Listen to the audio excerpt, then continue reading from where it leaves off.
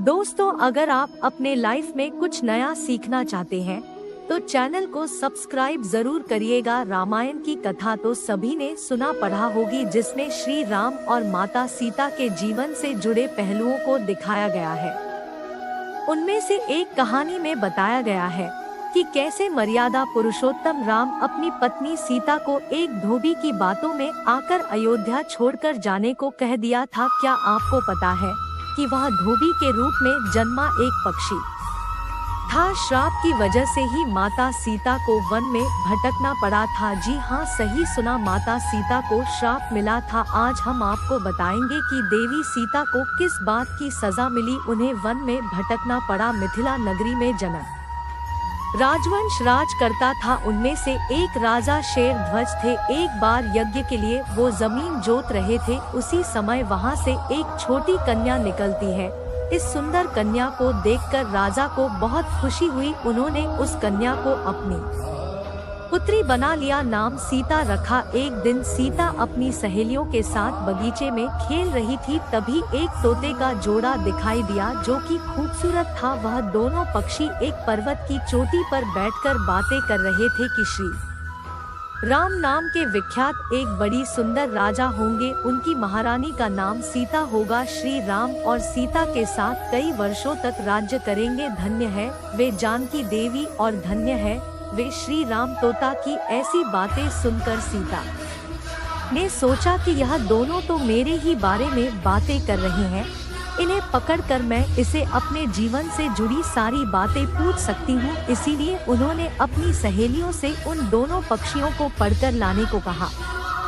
उनकी सहेलियों उस पर्वत पर गई और दोनों पक्षियों को पकड़कर ले आई। माता सीता उन पक्षियों से कहती है कि तुम दोनों बहुत सुंदर हो, देखो डरो नहीं, मैं तुम्हें कोई नुकसान नहीं पहुंचाऊंगी। तुम बस मुझे यह बताओ कि तुम कौन हो और कहां से आए हो, राम कौन है और सीता कौन है, तुम्हें उनके बारे में कैसे पता है। पूछने पर दोनों पक्षी बताते हैं कि एक बहुत विख्यात महर्षि वाल्मीकि है, हम दोनों उन्हीं के आश्रम में रहते हैं। महर्षि ने रामायण नाम का एक ग्रंथ लिखा है, जिसका पाठ उन्होंने अपने शिष्यों को भी कराया है। उन पक्षियों ने सीता को यह भी बताया कि इस ग्रंथ में महर्षि वाल्मीकि ने बताया है कि महर्षि श्रृंगार ऋषि के द्वारा किए गए पुत्रेष्टि यज्ञ से प्रसन्न होकर भगवान विष्णु, राम, लक्ष्मण, भारत और शत्रु ये चार मानव शरीर धारण कर पृथ्वी पर जन्म लेंगे। बड़े होने पर श्री राम महर्षि विश्वामित्र और अपने छोटे भाई लक्ष्मण के साथ हाथ में धनुष लिए मिथिला आएंगे और शिव जी के धनुष को तोड़कर सीता से विवाह करेंगे। तोते ने कहा है, सुंदरी हमने तुम्हें सब कुछ बता दिया, अब हमें छोड़ दो, हम जाना चाहते हैं। पक्षियों की बातें सुनकर माता सीता के मन में और भी बातें जानने की इच्छा हुई। उन्होंने इन दोनों से पूछा कि राम कहाँ होंगे, वह किसके पुत्र हैं, कैसे वह मिथिला जाकर जानकी से विवाह करेंगे। तोता बोला कि श्री रामचंद्र का मुख कमल के समान सुंदर, नेत्र बड़े बड़े और खिले हुए, नासिक ऊंची पतली भुजाएं के समान होगा। मैं उनका क्या वर्णन करूं, जिनके गुण का बखान 100 मुख वाला भी नहीं कर सकता। दोनों पक्षी कहते हैं कि जानकी देवी धन्य है जो जन कि रघुनाथ जी की पत्नी बनाकर उनके साथ कई वर्ष राज करेंगे। लेकिन तुम कौन हो? पक्षियों की बातें सुनकर सीता ने कहा कि जिसे तुम लोग जानकी कह रहे हो, मैं वह ही माता सीता हूँ। मैं तुम दोनों को तभी छोड़ूंगी जब श्री राम यहाँ आकर मुझसे विवाह करेंगे, तब तक तुम दोनों आराम से मेरे घर में रह सकते हो। यह सुनकर मादा तोता जानकी से कहती है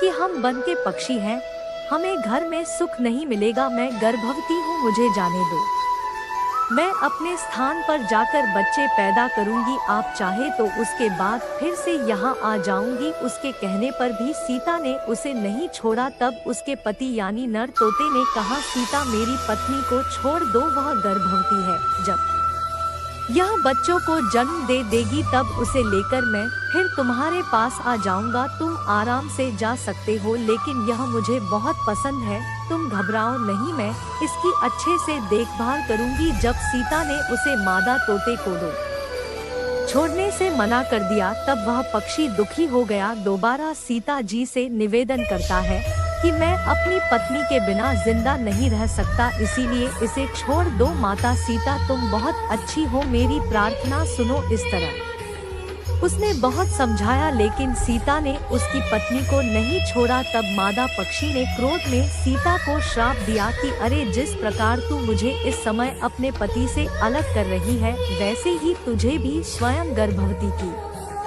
अवस्था में श्री राम से अलग होना पड़ेगा। कुछ दिन बाद पति से बिछड़ने के दुख में मादा पक्षी के प्राण निकल गए। पत्नी की मौत हो जाने पर नर पक्षी दुखी हो गया। फिर वह सीता जी से बोला कि मैं मनुष्य से भरी श्री राम की नगरी अयोध्या में जन्म लूंगा, मेरे ही कारण तुम्हें पति के वियोग का दुख उठाना पड़ेगा। यह कहकर वह वहां से उड़ जाता है। कुछ साल बाद उसका जन्म अयोध्या में धोबी के घर हुआ। उस धोबी के कारण ही सीता जी का अपमान हुआ, उन्हें अपने पति श्री राम से अलग होना पड़ा। उस तोता का श्राप सीता जी के पति श्री राम से बिछड़ने का कारण बना। इसीलिए जब माता सीता गर्भवती थी तो उन्हें भी पति से दूर वन में रहना पड़ता है। आपने अक्सर लोगों को कहते सुना होगा कि हमें हमारे कर्मों का फल हमें यही मिलता है। जानकारी पसंद आए तो एक लाइक तो बनता है। आपका एक लाइक हमारे लिए बहुत ही कीमती है। आज के लिए बस इतना ही, मिलते हैं अगले वीडियो में। तब तक के लिए सीता राम।